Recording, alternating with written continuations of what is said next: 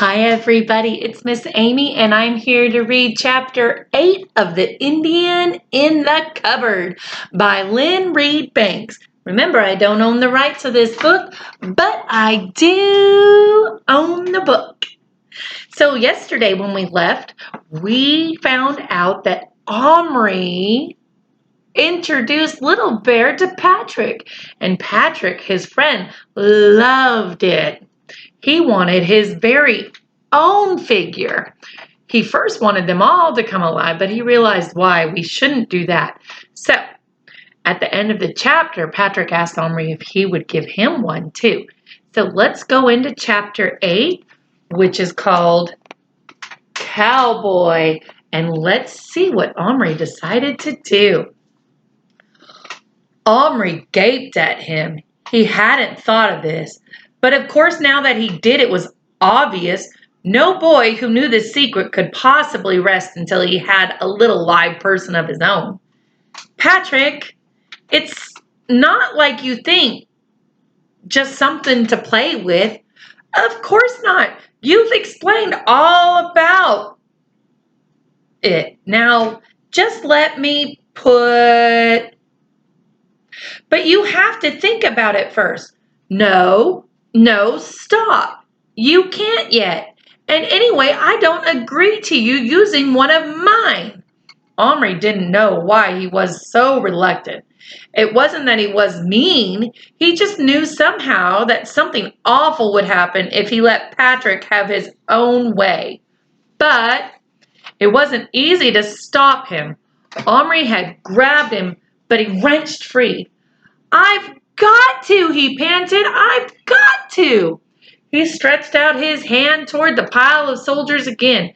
They struggled. Patrick seemed to have gone a bit crazy. Suddenly, Omri felt the rim of the tin plate under his shifting feet.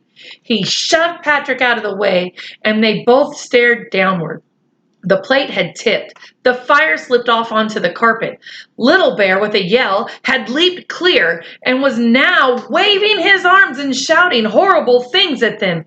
His roast meat had disappeared under Omri's foot, which instinctively stamped down on the fire to put it out. He felt a squishy feeling under his toes. Now look! We've spoiled the meat, he shouted at Patrick. If all you can do is fight, I wish I'd never brought you. Patrick looked mulish. It was your fault. You should have let me put something in the cupboard. Omri lifted his shoe underneath what was a nasty mess of burned stuff, squashed meat, and bent erector set. Little Bear let out a wail. You got spirit. You know great spirit. Only stupid boy. Fight. Spoil good meat. You feel shame. Maybe we can rescue it. He crouched down and disentangled the meat from the mess, burning his fingers. He tried to brush it clean, but it was no use. It was all mixed up with the smelly stuff of the firelighter and stuck with bits of carpet hairs. I'm terribly sorry, Little Bear, he mumbled. No good sorry. Little Bear hungry. Work all day. Cook meat. Now what eat? I chop you down like tree. And to Omri's horror, he saw Little Bear run for the battle axe, was lying pick up and advanced toward his leg, swinging it in great circles as he came. Patrick fairly danced with excitement. Isn't he fantastically brave, though? Much more than David with Goliath. Omri felt the whole thing was going too far. He removed his leg from harm's way. Little Bear, calm down, he said. I've said I'm sorry. I want to go back to the David and Goliath. Let me just say, in my opinion, David was even braver than Little Bear. He went after a giant when he was like around 14 years old with no armor and killed the giant with a rock and a sling. But anyways, I guess this did look like Little Bear was a little bit brave. I just had to put in my little 2 bits because I love the story of David and Goliath. All right, back to it, Miss Amy. Little Bear looked at him blazing-eyed. Then he rushed over to the chair Omri used at his table and began chopping wedges out of the leg of it. Stop! Stop! Or I'll put you back in the cupboard! Little Bear stopped abruptly and dropped the axe. He stood with his back to them, his shoulders heaving. I'll get you something to eat. Right now. Something delicious. Go and paint. I'll make you feel better. I won't be long. To Patrick he said, hang on. I can smell supper cooking. I'll go and get a bit of whatever we're having. And he rushed downstairs without stopping to think. Uh-oh, he left Patrick in the room. I wonder if he'll be okay. This is getting pretty intense. I needed to get a sip and wet my whistle. His mother was dishing up a nice hot stew. Can I have a tiny bit of that, Mom? Just a little bit in a spoon. It's for a game we're playing. His mother ordinarily gave him a big spoonful. Don't let it drip, she said. Does Patrick want to stay for supper? I don't know. I'll go ask, said Omri. Were you two fighting up there? I heard thumps. No, not really. It was just that he wanted to do something that Omri stopped dead, as if frozen to the ground. He might have been frozen. His face went so cold. Patrick was up there with the cupboard and 2 biscuit tinfuls of plastic figures alone. Omri ran. He usually won the egg and spoon race at the school sports, which was just as well. It's hard enough to carry an egg and a spoon running along a flat field. It's a great deal harder to carry a tablespoon of boiling hot stew ready while you rush up to a flight of stairs. If most of it was still there when he got up top, it was more by good luck than skill, because he was hardly noticing the spoon at all. All he could think of was that what might be. No. Must be happening in his room, and how much more of it would happen if he didn't hurry. He burst in through the door and saw exactly what he dreaded. Patrick bent over the cupboard, just turning the key to open it. What? Omri grasped out between panting breaths, but he had no need to go on. Patrick, without turning around, opened the cupboard and reached in. Then he did turn. He was gazing into his cupped hands and his eyes like huge marbles. He slowly extended his hands toward Omri and whispered, Look. Omri, stepping forward, had just time to feel intently glad that at least Patrick had not put the whole handful of figures in, but had only changed one. But which? He leaned over, then drew back with a gasp. It was the cowboy and his horse. The horse was in absolute panic. It was scrambling about wildly in the cup of Patrick's hands, snorting and pawing. Up 1 minute and down on the side next, stirrups and reins flying. It was a beautiful horse, snow white with a long mane and tail. And the sight of it acting so frightened gave Omri heart pains. As for the cowboy, he was too busy dodging the horse's flying feet and jumping up out of the way when it fell to notice much about his surroundings. He probably thought he was caught in an earthquake. Omri and Patrick watched spellbound as the little man in his plaid shirt, buckskin trouser, high-heeled leather boots, and big hat scrambled frantically up the side of Patrick's right hand and dodging through the space between his index fingers, swung himself clear of the horse, only to look down and find he was dangling over empty space. His hat came off and fell slowly like a leaf down, down, down to the floor, so infinitely far below. The cowboy gave a yell and scrabbled with his feet against the back of Patrick's hand, hanging on for dear life to the ridge beside his thumbnail. Hold your hand still, Omri commanded Patrick, who in his excitement was jerking them nervously about. There was a moment of stillness. The horse stood up, trembling all over, prancing about with terror. Beside his hoofs was some tiny black thing. Omri peered closely. It was a pistol.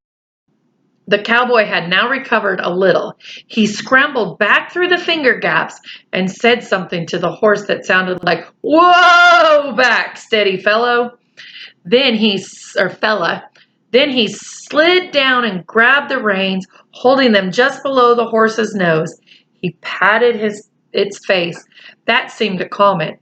Then looking around swiftly, but not apparently noticing the enormous faces hanging over him, he reached cautiously down and picked the pistol up from between the horse's hoofs. "Whoa there, Stan." Omri watched like a person hypnotized. He wanted to cry out to Patrick that it was a real gun, but somehow he couldn't. He could only think that the sound of his voice would throw the horse once more into a panic and that the horse or man would get hurt. Instead, he watched while the cowboy pointed the gun into various directions warily. When he lowered it, still holding the reins, he moved until he could press his hand against Patrick's skin. Then let his eyes move upward toward the curved fingers just level the top of his head. "What the doggone heck," he said. "It sure looks like a great big, what am I talking about? It can't be. Heck, it just ain't possible." The more he looked, the more certain he must have become that he was indeed in a pair of cupped hands, and finally, after scratching his gingery head, which means he was a redhead, had a moment. He ventured to look up past the fingers, and then, of course, he saw Patrick's face looking at him. There was a petrified moment when he couldn't move. Then he raised his pistol in a flash. "Patrick, shut your eyes!" Bang! It was only a little bang, but it was a real bang, and a poof of real gun-smelling smoke appeared. Patrick shouted with pain and surprise and would have dropped the pair if Omri hadn't thrust his hands underneath to catch Patrick's own hand and clapped itself to his cheek. "Ow! Ow! He shot me!" Patrick screamed. I just have to stop there for a minute and think, what did he think was going to happen? Duh! Omri was not much bothered about Patrick at that moment. He was furious with him and very anxious about the little man and his horse. Quickly, he put them down on the bed, saying, like the little cowboy himself, "Steady. Whoa. I won't hurt you. It's okay." "Ow!" Patrick kept yelling. "It hurts! Ow!" "Serves you right. I warned you," said Omri. Then he felt sorry and said, "Let's have a look." Gingerly, Patrick took his hand down and a drop of blood had been smeared on his cheek, and by peering very close, Omri could see something very like a bee stinger embedded in his skin. "Hang on, I see it. I'll squeeze it out." Ow! A squeeze between the thumbnails and the most invisible speck of black metal, which had only just penetrated the skin, popped out. It must have been kind of like a nasty blackhead on his cheek. Ew. He shot me. Patrick got out again in shock. "I told you. My Indian stuck a knife in me," said Omri. "Not to be undone. I think we ought to put him back." "You're cowboy. I mean, of course, not my Indian." "Put him back where?" Omri explained that the cupboard could change him back to plastic again. But Patrick wasn't having any of that. "Oh no, I want him. He's terrific.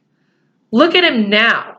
Patrick feasted his eyes admiringly on the little cowboy, who, ignoring the giants, whom he clearly thought he must have imagined, was doggedly dragging his horse across Omri's quilt as if he were wading through the dunes of some infinite pale blue desert. Here's a little picture of Patrick holding his cheek. Oh, poor Patrick. Maybe he should have listened to his friend Omri.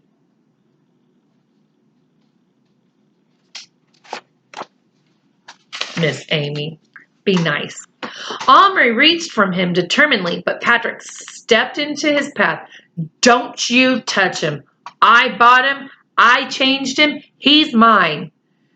You bought him for me. You said you didn't want him.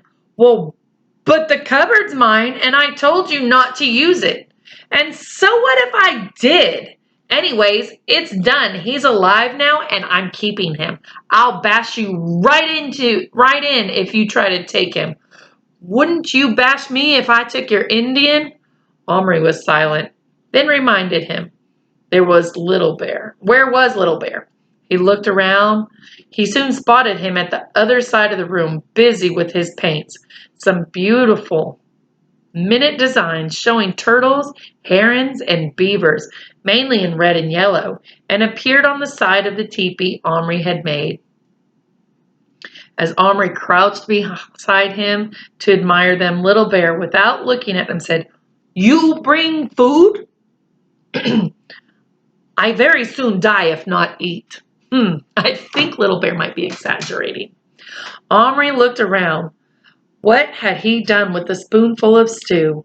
But he soon saw that he'd put it down on the table without thinking. There it sat, tilting slightly and spilling a few drops of gravy, but still steaming. He hurried to get Little Bear's, or rather Action Man's, mess tin. The paper plate had got all soggy, and carefully filled it with the hot, savory stuff. Here you are. Little Bear stopped work, laid down his paintbrush, and sniffed eagerly. Ah, good. He sat down cross-legged among the paint lids to eat, dipping some of yesterday's stale bread in as a spoon. Your wife cook? Ah, no. Little Bear forgot. Omri no get wife. Not got wife. He ate ravenously for a few moments and then said, Not want? Ravenously means he ate it fast. He must have been starving Marvin. Little Bear looked at him for a moment. No, I see. Boy, he grinned. Big boy, but boy. He went on eating. Little Bear want, he said finally, not looking up. Another wife? Chief need wife. Want one beautiful, good cook. He put his face into the mess tin and licked it clean. Then he looked up. With Iroquois mother, find wife for son. But Little Bear mother not here. Omri be mother and find. Omri couldn't quite see himself as Little Bear's mother, but he said, I might try. I think there was some lady Indians in Yaps. But what if I get one and make her real, and then you don't like her? I like. You get. Tomorrow?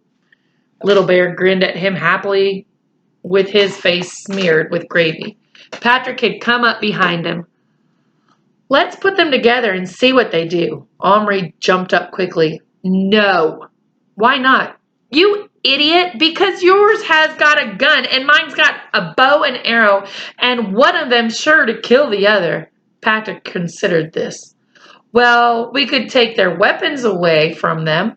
Come on, I'm going to. And he reached toward the bed.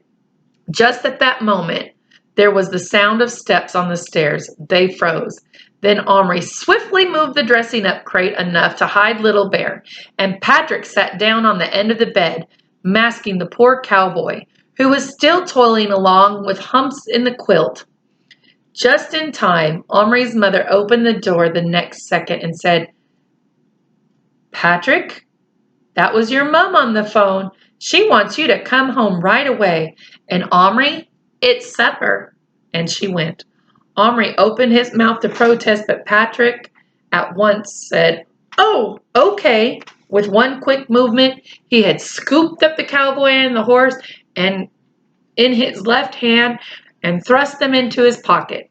Omri winced. He could easily imagine the horse's legs being injured by such a rough treatment, not to mention the fright, but Patrick was already halfway out the door. Omri jumped up and grabbed his arm. Patrick, he whispered, you must be careful. Treat them carefully. They're people. I mean, they're alive. What will you do with them? How will you hide them from your family? I won't. I'll show them to my brother. Anyway, he'll go out of his mind. Omri began to think he might go out of his. He shook Patrick's arm. Will you think? How are you going to explain what will happen? If you say you got him from me, I'll do the worst than bash you. You'll ruin everything. They'll take the cupboard away. That got through to Patrick at least. He put his hand slowly back into his pocket. Listen then, you can look after them, but remember, they're mine. If you put them back in the cupboard, I'll tell everyone. I'm warning you. I will bring them to school tomorrow. To school? Cried Omri aghast. I'm not bringing Little Bear to school. You can do what you like about Little Bear. He's yours. The cowboy's mine, and I want him at school tomorrow. Otherwise, I'll tell. Patrick let go of his arm, and for a moment they looked at each other as if they'd been strangers. But they weren't strangers. They were friends. That counts for a lot in this life. Omri gave in. All right, he said. I'll bring them. Now give them to me gently. And Patrick brought a man and horse out of his pocket and tipped them very carefully into Omri's waiting hand. You know, boys and girls, I just don't think Patrick is a very good friend. In fact, I think he's a brat. I am not a Patrick fan right now. But that concludes our chapter of The Indian in the Cupboard. So let's come back tomorrow and read chapter 9 together. Thank you so much for reading with me, and you have a good night and sleep tight.